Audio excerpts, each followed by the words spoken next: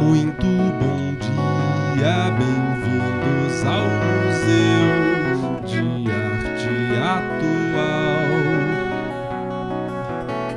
Senhoras e senhores, já não basta mais olhar e comentar, é uma montanha-russa.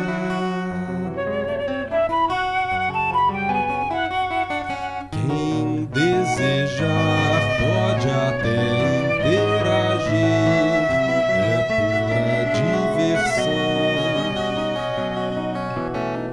Brinquedos frágeis, duros, goma de mascar, poemas, carrosséis, viram roda gigante.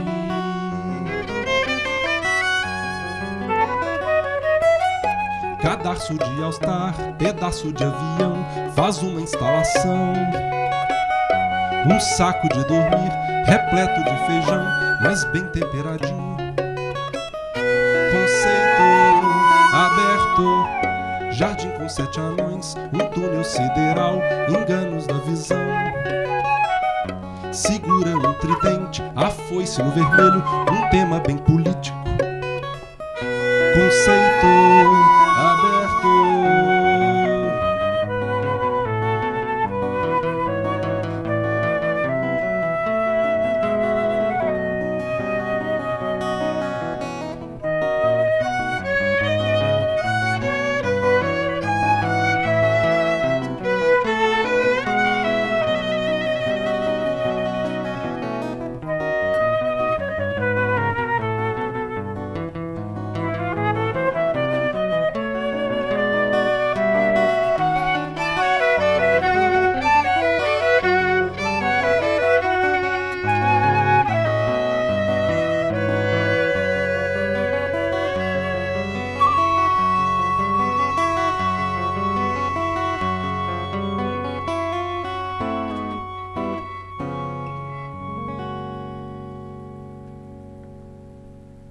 Nascido em uma família de músicos e influenciado por diversas vertentes da arte, meu convidado de hoje é multifacetado.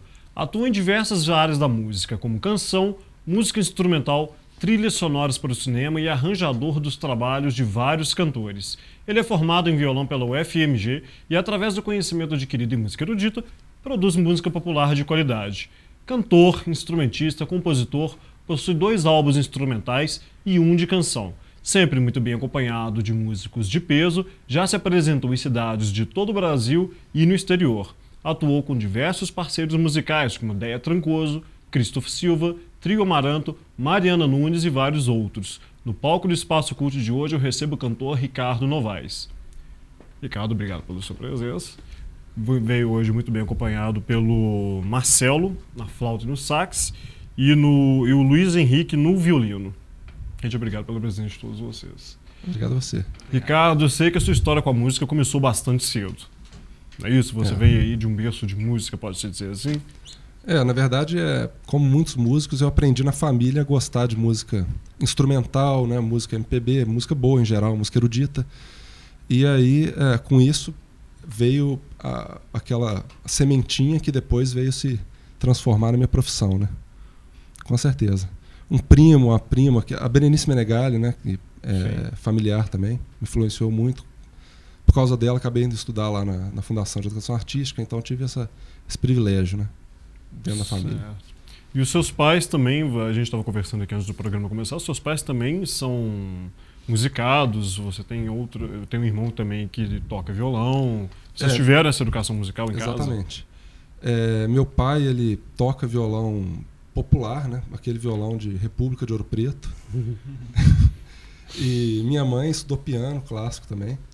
E então, assim, os discos, né, que eles tinham, os vinis, me educaram muito, né? Tinha disco de músicos assim como Egberto Gismonti, né? Coisas que me auxiliaram a enxergar um outro lado, né? Uhum.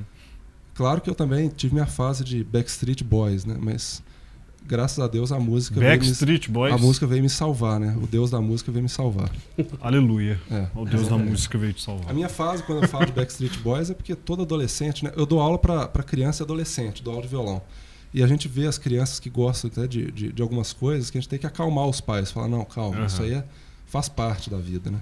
Com certeza. E que a gente não deve se envergonhar disso. O que você às vezes vê que as crianças ou os adolescentes hoje estão ouvindo que te deixa o cabelo em pé? Olha, na verdade, a principal coisa... Vamos citar estilos, com certeza. Mas a principal coisa que acontece é essas bandas da moda que surgem e de um mês para o outro fazem um sucesso estrondoso e que tem uma linguagem muito semelhante, né? Nos Estados Unidos, na Europa aparece muita coisa. Já que não é para citar nomes, né? Mas... Pode citar se você quiser. Vamos nos comprometer? Então vamos nos comprometer. É melhor não, né? Melhor não? Melhor não falar que Justin Bieber, por exemplo, é um deles. Não vamos falar de que Justin Bieber não se deve ouvir, gente. Melhor okay? não falar nada. Mas então, eu sei também que você começou ali com a música casca grossa para uma criança, que eu sei que também você começou a ouvir bar. Exatamente. É isso? Tive essa oportunidade, mas eu não gostava, né? Mas eu acho que é interessante, a gente às vezes não gosta, mas a gente fica querendo gostar, mas aquilo te chama de novo, é uma experiência bem interessante isso, né? É uma música que te incomoda, porque eu acho que na infância, quando a gente não tem, às vezes, a referência certa, a gente ouve certas coisas e acha chato, não entende, né?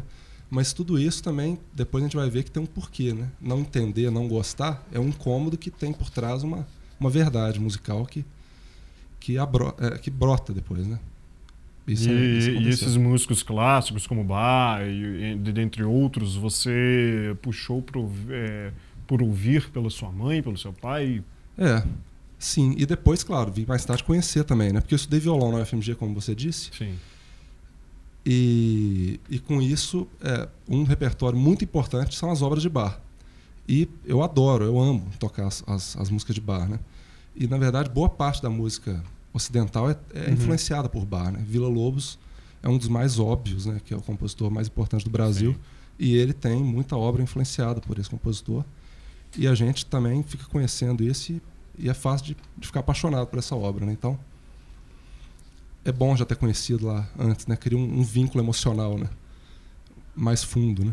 Sim, você acredita que essa educação musical que você falou, você não gostava de Bach e, por algum motivo, forçou-se a aprender a ouvir. Na verdade, você acredita que qualquer pessoa aprende a ouvir boa música, aprende a educar os ouvidos? Você acredita nisso? Com certeza, isso é absolutamente aprendível. Porque a educação musical, ela passa por uma educação sempre é pelo ouvido, né? O músico, quando ele fala, aprendi de ouvido. Quando alguém fala isso, na verdade, todos aprenderam de ouvido. Se não aprendeu de ouvido, não aprendeu nada, né, na verdade. Porque a música ela só se for pelo ouvido mesmo. Mas a coisa de aprender a escutar é uma coisa bem interessante. Se você olhar pela história da música, a evolução, né, dos estilos, na verdade, nada mais é do que uma busca por algo que não é apresentado ou não foi apresentado ainda. Então, por exemplo, na época, uma das coisas que eu falei que eu não gostava de Bach, isso coloca uma aspas gigantescas aí, mas na verdade essa coisa de não gostar é porque eu achava assim previsível, né? Achava que não estava indo por um caminho surpreendente, né? Porque as músicas que existem hoje, elas já estão totalmente, já passou o caminho harmônico, né, rítmico, melódico, já foi para outro patamar em termos de surpreender o ouvinte, né? E ao longo da história da música, então, passa por essa coisa auditiva de buscar novos caminhos, né? E com certeza isso é uma coisa que se aprende. Eu lembro que a primeira vez que eu ouvi uma música moderna, contemporânea mesmo, um quarteto de cordas de Ligeti, que é um compositor assim incrível. De onde que é o Ligeti mesmo? Eu esqueci a nacionalidade dele. Mas é um desses compositores... Austríaco, acho. Austríaco? Pois é. Mas, na verdade, é uma coisa que assusta a primeira vez que a gente ouve, né? Porque já vai não só a questão das notas, mas já usa o timbre, né? O que é o timbre? Por exemplo, a gente faz um barulho assim, não sei se está dando para ouvir. Quer ver? Faz um timbre aí diferente, gente. Vamos ver. Fazer uma coisa, só um efeito.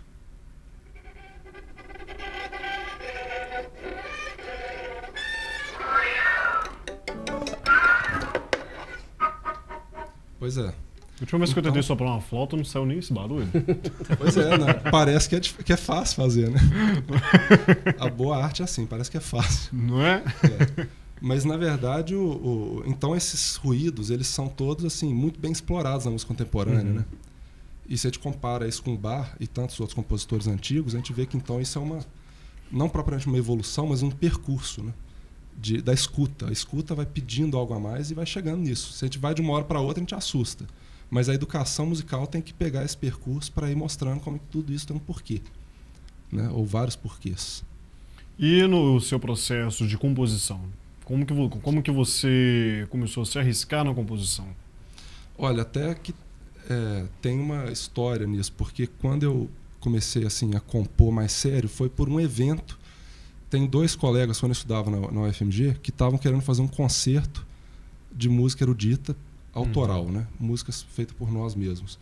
E aí eles me colocaram essa questão: olha, nós temos aqui, nós 2, a gente está querendo mais um para dividir. Eles não estavam me convidando, porque eu não era compositor na época, principalmente de música erudita, né? Mas aí eu falei, ó, eu me prontifico para entrar nessa. E eles assim aceitaram, falaram, o que é isso? Tá bom demais, né? Então eu me propus, ó, fazer 12 minutos de música. E fiz um dueto para violão, que eu toquei com meu irmão. Sua primeira composição, então, foi instrumental? A primeira mais séria, né? Vamos dizer assim, que antes eu já tinha me arriscado, mas eu falava, esse negócio de ser compositor é muito difícil, né? E aí... Você já tinha se arriscado antes? Já tinha me arriscado, né? Quando?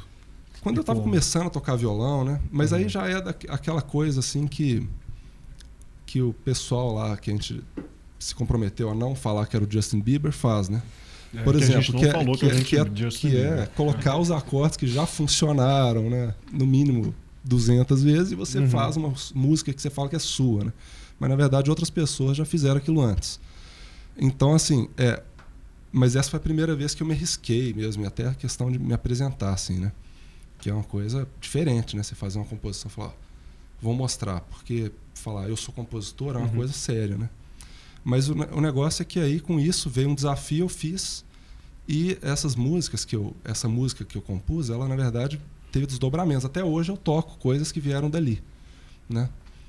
E instrumental. Não somente, até no CD tem algumas... Essa canção que nós tocamos agora, ela tinha uma versão instrumental que veio daí, e eu coloquei letra depois e tal, né?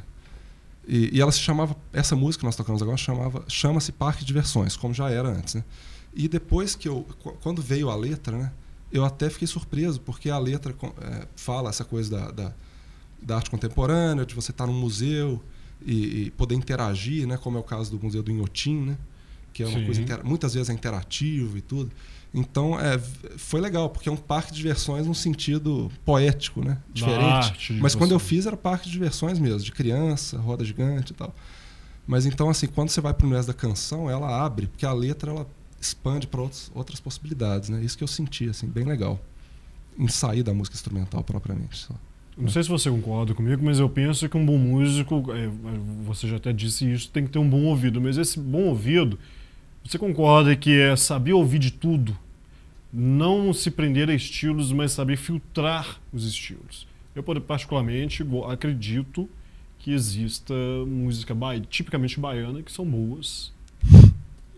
Não, com certeza. Tô achando engraçado você falar isso, porque é claro, com certeza. E tem muita música baiana boa e tem muita gente. Você tem um exemplo. Você acredita nessa necessidade de ter um ouvido afiado, saber filtrar os estilos? Com certeza. Na verdade, assim, eu acho que eu acredito nisso, mas se eu não acreditasse, eu ia falar que acredito do mesmo jeito, porque senão eu ia ser linchado pelos músicos, né?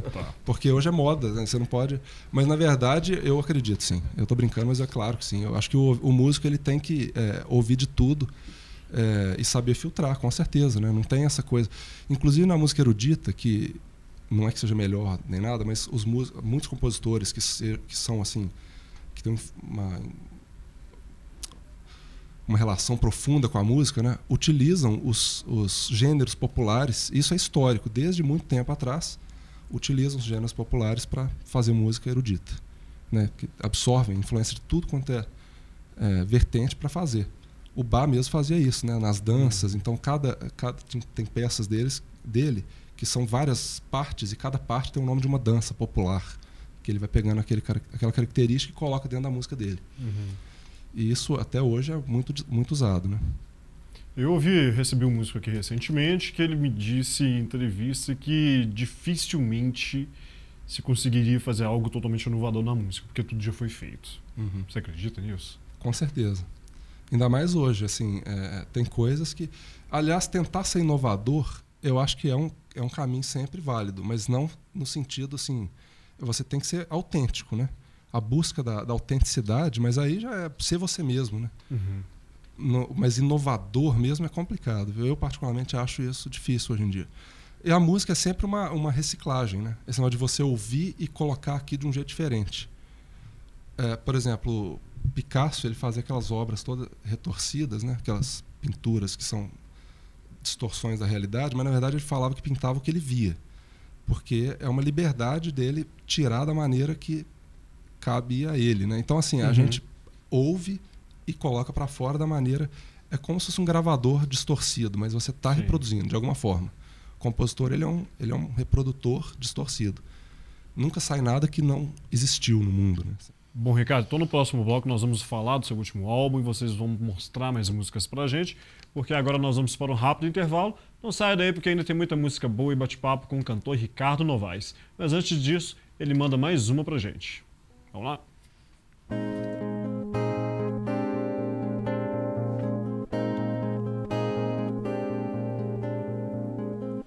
Diluídos na placenta da noite, os dois amantes, a libélula e o vagabundo de veludo, fundam sob o lençol inquieto. A sociedade secreta dos pescadores bailarinos, imersos no útero da madrugada, querem desvendar, silenciar a cidade, guardiões do universo. Do nono andar, assistem à película do tempo projetada em nuvens. Donos de todas as brincadeiras geram no anil plasmado ideais.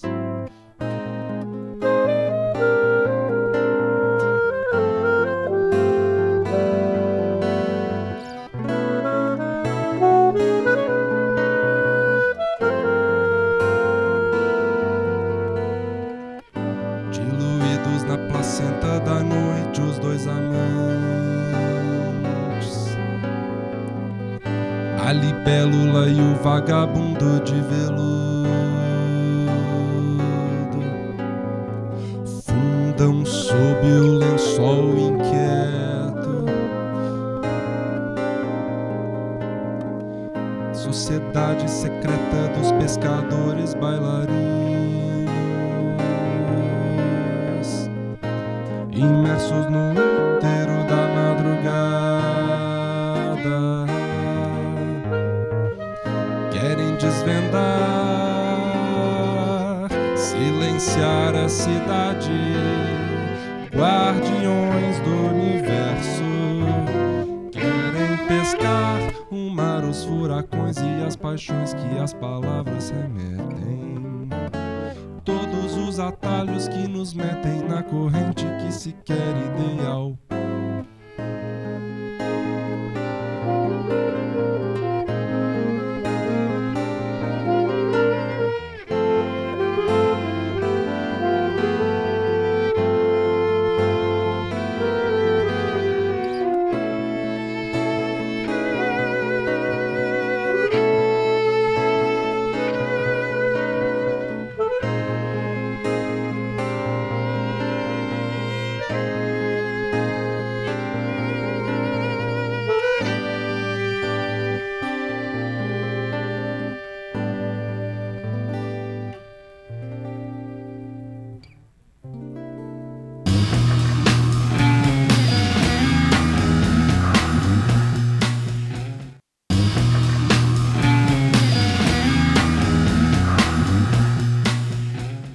Voltamos e comigo no Espaço Cult de hoje o requinte e a riqueza musical do cantor Ricardo Novaes.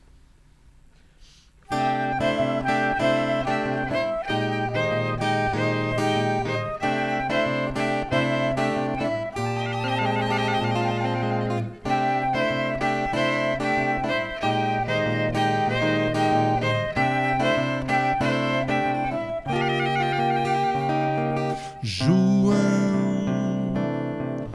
tem ninguém, tem Gilberto, mas que anônimo é Deus, reza de adoração, voz de um povo a cantar. João, cabisbaixo matreiro, nessa terra ele é rei, sua lei seu facão, mato e morro seu lar. João, nome santo sem terra, do hebraico ao árabe, turco, polaco, indonésio, inglês, tcheco e dinamarquês, grego, letão, francês. Uma palavra conforta quem já não suporta ser mais anti-herói. Uma quimera, um sonho tão puro pecado, a paz nos jornais. João,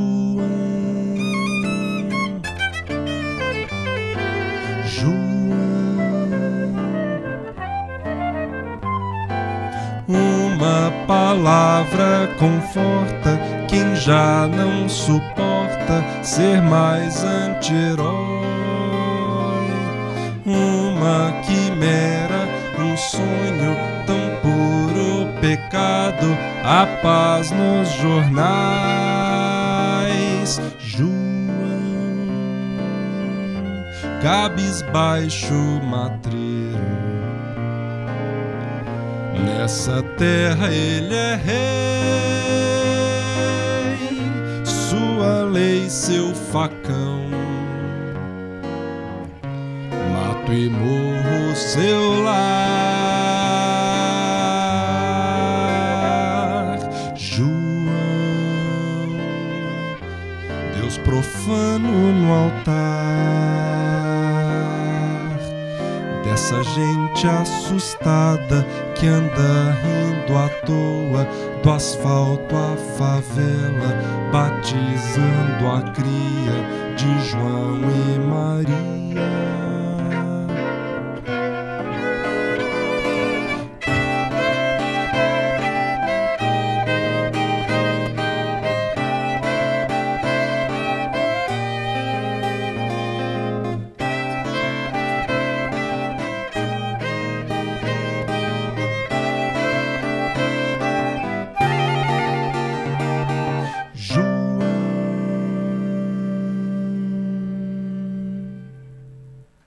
Isso aí.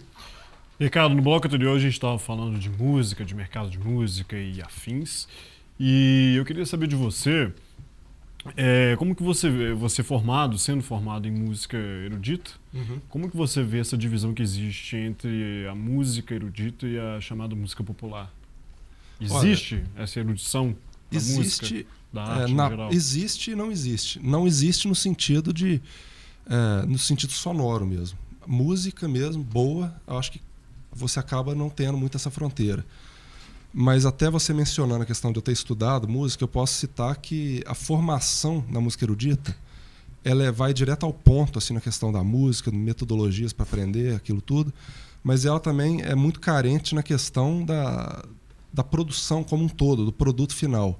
Existe muita coisa de como tocar bem, mas o músico acaba não sendo educado para produzir de maneiras assim, às vezes a questão da gravação, a questão da produção executiva. Claro, todo músico precisa. Eu tenho também minha produtora executiva que está ali, a Lúcia Rego. Todo mundo precisa disso, né? O ideal é ter pessoas trabalhando também. Mas o negócio é que o músico erudito demora um pouco mais para ter ideia que essas coisas sequer existem. Então essa é uma diferença que eu sei que não foi bem a sua pergunta, mas eu acho que do ponto de vista prático é o que mais eu vejo, assim. Porque enquanto eu participava só de eventos de música erudita, eu nem sabia que muitas coisas que hoje que são corriqueiras na minha vida eu nem sabia que existiam, entendeu? Então, por exemplo... Tipo assessoria de imprensa. Você vai naquela boca a boca, uma coisa que você... É engraçado isso, sabe? Você vai sozinho, aquela coisa solitária. E é interessante isso, né? Não, eu dei um exemplo, né? Assessoria de imprensa, mas tem tanta coisa. E a gente aprende tudo na marra mesmo. Mas, então, a questão da diferença entre música erudita e popular é artificial. Na verdade, musicalmente falando, tudo pode conviver, né? É porque existe uma ideia geral, não sei se você concorda, de que a música erudita é uma música elitizada e a música popular é a música ruim. Eu diria que a elite é erudizada. Só que as pessoas também, né? não entendem que popular é Chico Buarque, Maria Bethânia, Gal Costa, todos os tropicalistas, enfim. Popular não é necessariamente algo ruim. Se você pegar a questão do popular como sendo uma coisa conhecida, tem muita música erudita que é mais popular do que algumas consideradas populares. Uhum. Então, por exemplo, a Nona Sinfonia de Beethoven é muito popular. Totalmente. Né? Mas, na essência, assim, o tema dela é muito conhecido, mas claro que a obra completa pouca gente já ouviu inteira, né? Porque ela dura quanto tempo? 50 minutos, não sei se é tanto assim. Mas ela dura muito tempo. Com certeza pouca gente ouviu ela inteira. Mas, assim, então essa questão de popular também é questão de semântica, né? O que cada um quer dizer com isso, né? Mas é porque quando a gente vê assim, essa questão de você usar elementos eruditos, elementos sofisticados, isso tudo também é uma ilusão achar que as pessoas não vão entender, não vão gostar. A música ela tem que ter um recado. Se ela tiver um recado claro, você pode enfeitar ela do jeito que você quiser, que as pessoas não vão ficar com medo disso. Você pode colocar as harmonias bonitas que você conhece, você pode colocar os arranjos legais que você absorveu, seja como for, mas isso não vai afastar o público por esse motivo, né? A gente tem que confiar no recado.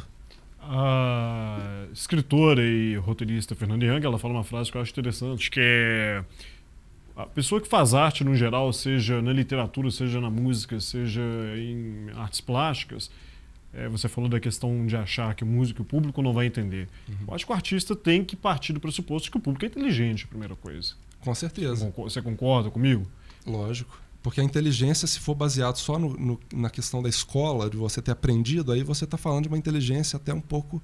Se for uma coisa que você só entende se tiver aprendido alguma coisa antes, aí beleza, tudo bem, mas aí você está assumindo uma postura, e aí sim elitizada. Isso não importa se você está... em que meio, se é erudito, se é popular, mas você está assumindo que você quer falar só para algumas pessoas. Sim. Né? Você também concorda que toda música, não vamos colocá-la como rótulos, mas que toda música é arte, é instalação? Sim, toda música é arte. Eu acho que se a gente vê que a arte é produto, aí toda música é arte, com certeza. Porque a música é feita para ser vendida também, né? Uhum. Mesmo a música da melhor qualidade, ela tem que ser vendida, ela é um produto. Nesse sentido, ela é arte, quer dizer, é uma questão... Fica ruim falar tal música não é arte, né? Porque aí já não cabe a mim dizer que alguma música não é arte. Bom, e em 2010, falando em música popular de qualidade, você lançou o disco Parque. Sim. Que foi lançado em 2010, que você encerrou o turnê no último domingo, não foi isso? Foi. No último domingo a gente encerrou lá no Museu Abílio Barreto essa turnê de 2012, né? Foi bem legal. 7 shows. Foi um projeto estadual e um projeto municipal que nós conjugamos e fizemos esse trabalho aí. E esse foi o seu primeiro CD de canção. Você Exatamente. já havia gravado 2 discos instrumentais. Exatamente. E esse é o seu primeiro de canção. Quando que foi que você resolveu partir do instrumental para o disco de canção? Foi quando eu formei em violão, que aí deu aquela crise de nossa, formei e agora e tal. E aí eu voltei eu lembrei, né, que na verdade eu sempre quis me envolver mais profundamente com a música, né? E aí quando eu falava a questão da diferença de produção, tem muito a ver com isso, tá? Agora eu posso entrar mais nisso, porque eu senti que com a canção eu poderia fazer parte de todo o processo da minha produção. Desde a hora que eu tivesse uma vontade de pegar o violão e criar uma coisa diferente, até a letra, Mesmo que eu tenha parceiros, na maior parte das vezes eu tenho parceiros fazendo as letras, mas você tem um contato com aquilo, o arranjo, como que você vai gravar, quem vai tocar. Então é um desejo, na verdade, de dominar a produção completa, desde o início até o fim. Coisa que às vezes você, né, música erudita, 99% das vezes você está tocando uma música que já existe, já está arranjada, já daquela maneira, né? Você vai só interpretar, só não é bem a palavra, mas você vai interpretar aquela obra, né? Então, música popular já envolve outras coisas. E ouvindo o disco, eu percebi que a questão da música popular e da música erudita, ela ficou bem dialogada. Os dois tipos de sonoridades, elas ficaram bem dialogadas nesse disco. Eu até tenho dificuldade de ver essas características, porque às vezes elas são tão íntimas, né? Qual que é a característica, assim? Mas eu diria que tem, sim, algumas coisas que eu aprendi dentro do universo erudito, que é a questão de como que eu arranjo as músicas, por exemplo, né? Que eu vou escrevo uma partitura, passo para os músicos. Nesse sentido, sim. Né? E aí...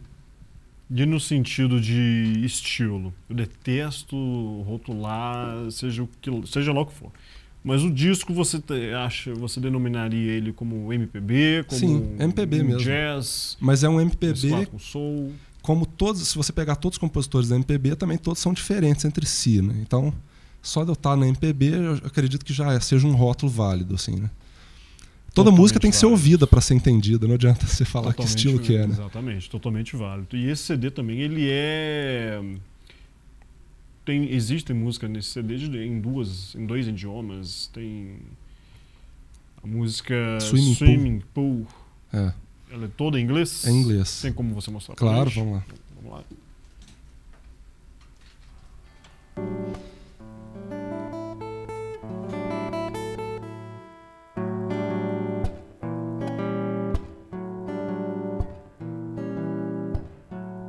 Does it matter if the pool is dry or full?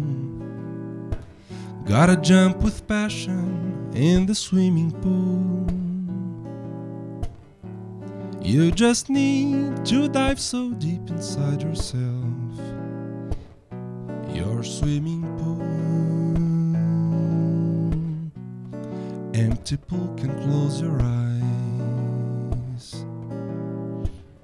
It offers you the floor, believe you'll stand, to let you live inside your own empty heart.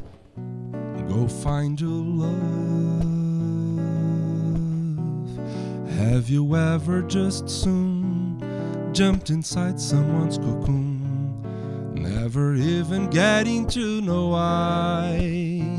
Well, then you may do just as good. Go deep and dry.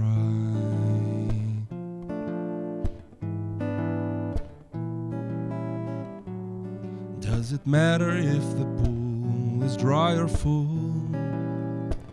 Gotta jump with passion in the swimming pool. You just need to dive so deep inside yourself, your swimming pool.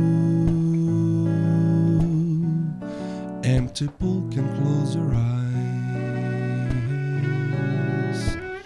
It offers you the floor, believe you'll stand, to let you live inside your own empty heart. Go find your love. Have you ever just soon jumped inside someone's cocoon, never even getting to know why? Well, then you may do just as good. Go deep and dry. You are no fish to be needing water as a bait, to be hooked by the swimming pool.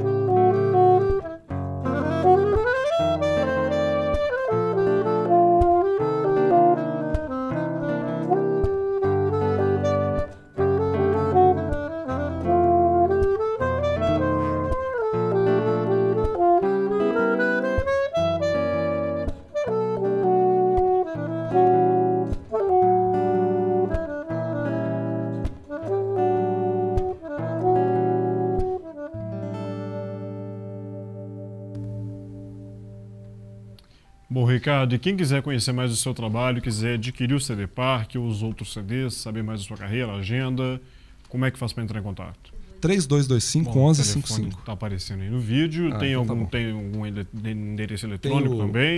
Tem o Ricardo Novaes Violão, MySpace, né? MySpace.com/barra Ricardo Novaes Violão. Tô sabendo nada, né? Só mando por e-mail essas coisas, né? Mas tem também o cdricardonovaes.blogspot.com e tem alguns links também, que se a pessoa procurar, acha o CD na íntegra, né? Para ouvir na internet também.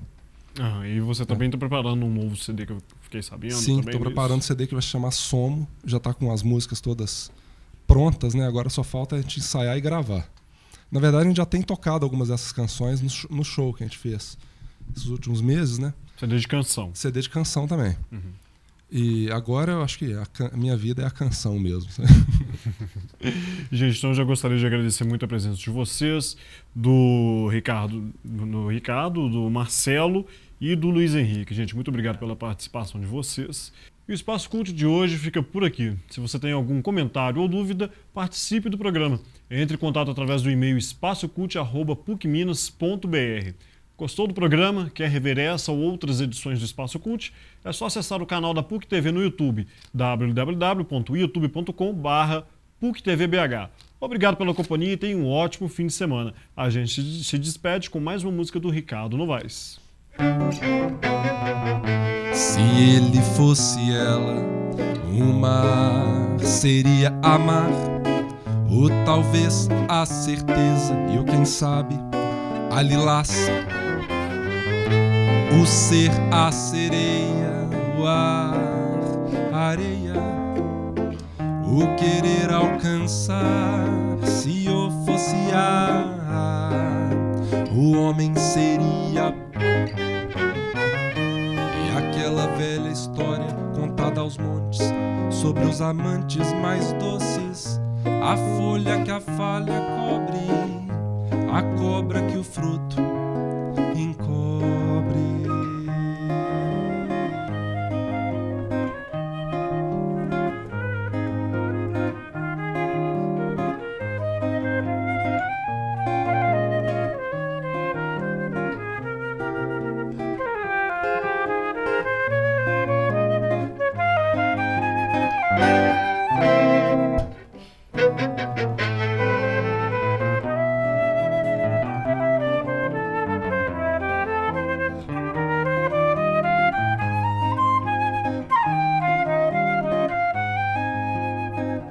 Se ele fosse ela, o mar seria amar, ou talvez a certeza, e o quem sabe, a lilás.